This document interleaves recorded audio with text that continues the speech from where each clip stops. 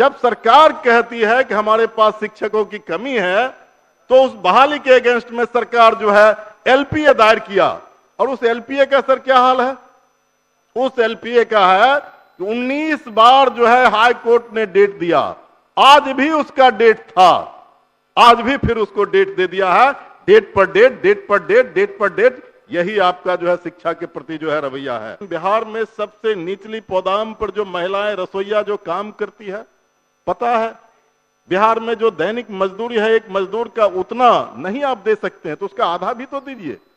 50 रुपया पर एक रसोईया जो है वो काम करती है।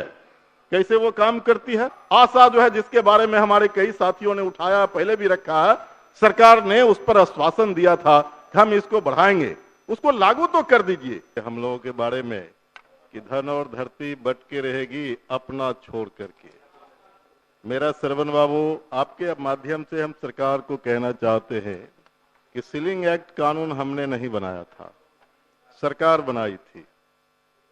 तो आपकी सर क्या मजबूरी है इस सरकार की कि 22 लाख एकड़ जमीन आपके पास रहते हुए उस जमीन को भूमिहीन को नहीं दे करके आप पैसा खजाना से निकाल करके खरीद करके देने की बात कर रहे हैं? किसको बचाना चाहती है सरकार? ये बिहार की जनता जानना चाहती है। दरअसल इस बिहार के तमाम सामंतों के पास जो जमीन है, आप उस जमीन को बचाने के लिए गरीबों के हक का हकमारी आप कर रहे हैं। दूसरी बात हम बताना चाहते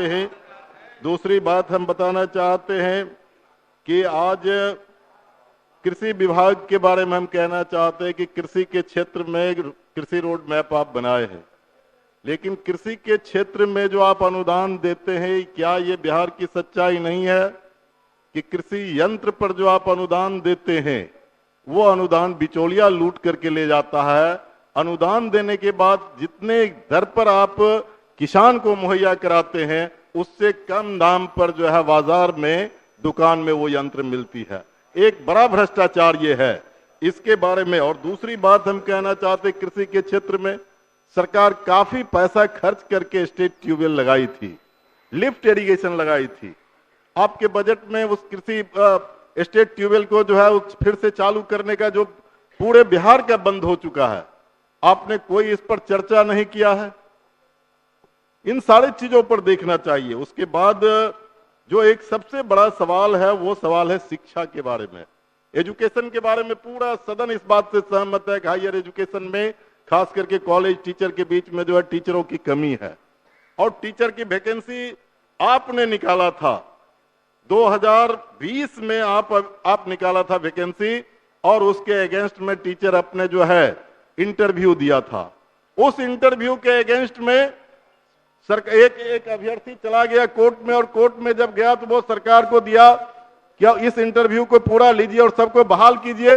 जब सरकार कहती है कि हमारे पास शिक्षकों की कमी है, तो उस बहाली के अगेंस्ट में सरकार जो है एलपीए दायर किया। और उस एलपीए का सर क्या हाल है? उस एलपीए का है कि 19 बार जो है हाई कोर्ट ने डेट दिया, आज भी उसका डेट था, आज भी फिर उसको डेट दे दिया है। डेट पर डेट, डेट पर डेट, डेट पर डेट, यही आपका जो है शिक्षा के प्रति जो है रवैया है।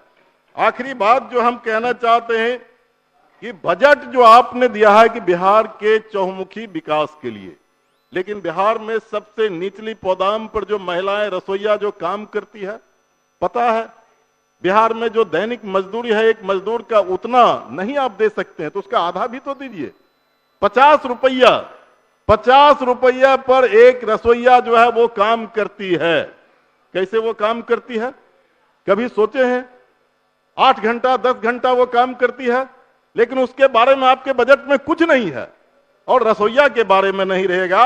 आशा जो है, जिसके बारे में हमारे कई साथियों ने उठाया, पहले भी रखा है, सरकार ने उस पर आश्वासन दिया था कि हम इसको बढ़ाएंगे, उसको लागू तो कर दीजिए। कुरियर उसी के साथ है, रात्रि प्रहरी है, ममता है, स्कीम वर्कर है, इन सारे चीजों को आपको नजर में रखना चाहिए।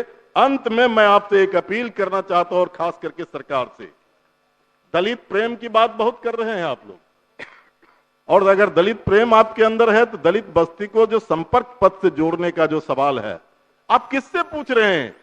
आपका सीओ है, आपका मुलाजिम है, आपका कर्मचारी है, आप एक सर्वे उसके माध्यम से लीजिए और एक स्टैंडिंग ऑर्डर निकाल करके सभी दलित बस्ती को संपर्क पथ से जोड़ दीजिए, तब दलित प्रेम की बात होगी, वरना दलित प्रेम की कोई बात जो है यह धोखा होगा।